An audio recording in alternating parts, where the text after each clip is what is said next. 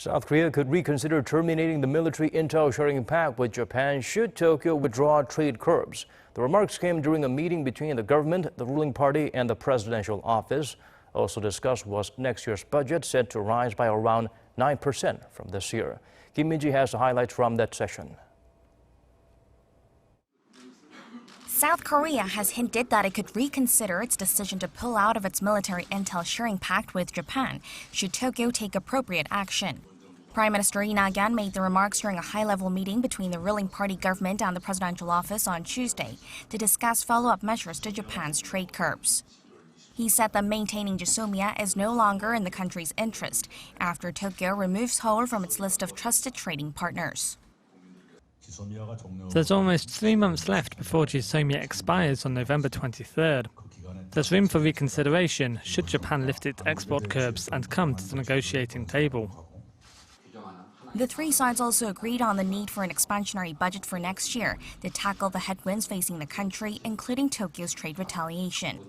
The 2020 budget plan, which will be finalized on Thursday, is expected to amount to over $420 billion, a hike of about 9% on year. Of that, more than $1.6 billion will be set aside to help local industries cope with Japan's trade curbs. If there's a word to describe the conditions facing the South Korean economy, it's uncertainty. The 2020 budget will be the basis for the country to overcome downside economic risks, tackle Japan's export curbs, and step up industrial competitiveness. And with a regular session of the National Assembly set to kick off in September, they called for cooperation from the opposition bloc to work on pending bills related to people's livelihoods, as well as next year's government budget.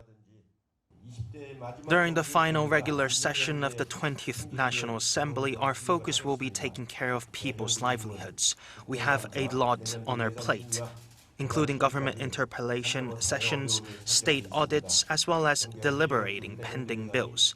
We'll also do our best to smoothly pass the budget bill to revive the economy.